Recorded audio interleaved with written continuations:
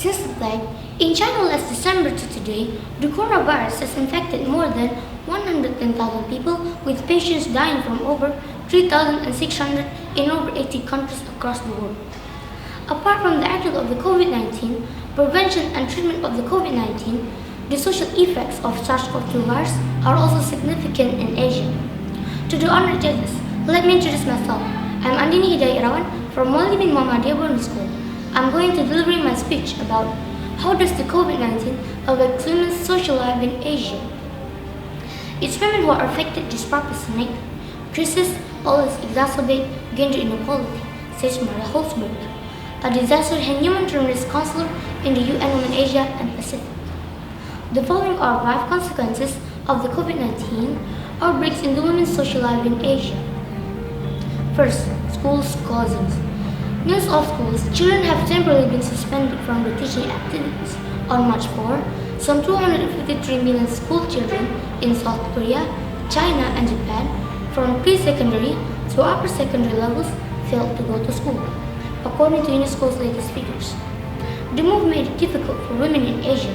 For many Easterns, Asian countries' mothers carry disproportionate burdens at home, and she said she felt depressed.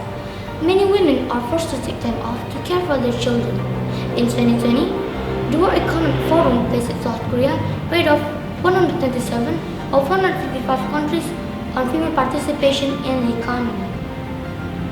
Shutting down the school did not help to stop the virus completely. It only adds to the burdens of working mothers. Second, domestic violence. As males in China spend time indoors protecting themselves from the virus completely. On the other hand, human rights activists say there has been an increase in domestic violence. Guo Jing, the female activist who recently moved to Wuhan, home of the coronavirus in November 2019, she said that it personally received reports from young people who live in Kwan City who witnessed domestic violence among their parents. When reports of domestic violence occurs on social media, some women make posters that demand everyone to help prevent domestic violence. Third, female workers. First-line healthcare, according to data from the World Health Organization, about 70% of workers in the health and social sectors come from women. A video showing female health officials from Gansu province remove their hair before being assigned to assist the coronavirus patients, arousing attention on social media. Then came a story of a 9-month pregnant medical worker who lost her baby but returned to work anyway. BBC interviewed a nurse who revealed that the hospital staff are not allowed to eat, rest, and use the toilet during the 10-hour shift, said Jiang Jingjing. Jingjing was a prominent figure behind the coronavirus sister support campaign, who tried to give health products to women working in the front lines of the province of Hubei, the center of the plague. Fourth, migrant workers. There are estimated to be 400,000 women working as domestic helpers in Hong Kong. Most of them are from Philippines and Indonesia. The burden they face is heavy as a result of the coronavirus outbreak. Not only are uncertainty and protection against the work involved, but they also have difficulty securing such health products as the face masks and hand sanitizers. Eka Sepi Susanti is an Indonesian migrant workers in Hong Kong. She said, not all migrant workers get the mask from their employer. We have to buy it at our own expense, and it's very expensive. Some obtain a mask from the employer and want to wear for a week.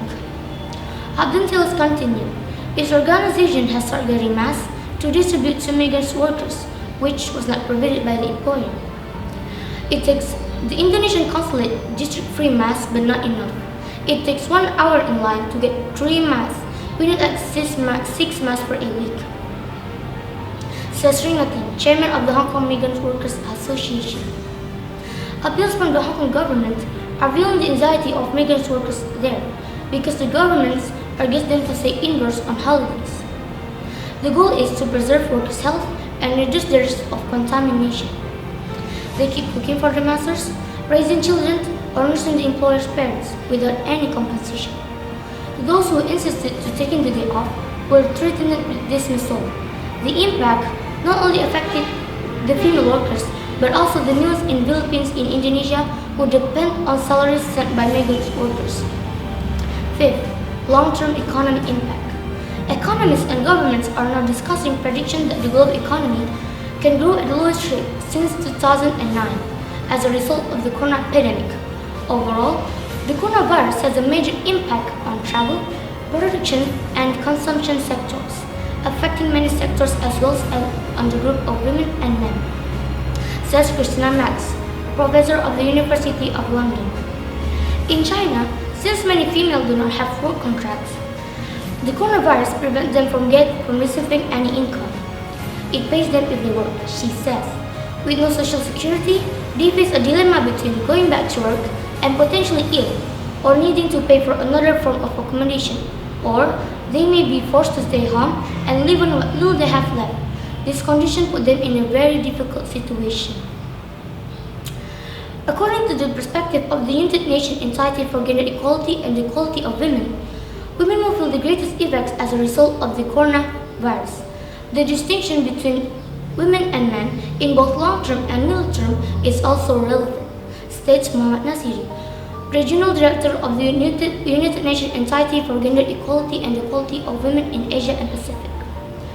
Women play an indispensable role in the fight against the plague, as healthcare workers, as scientists and researchers, as social drivers, as builders and peace creation in society, and as caretakers. It is important to make sure that female voice is heard and acknowledged.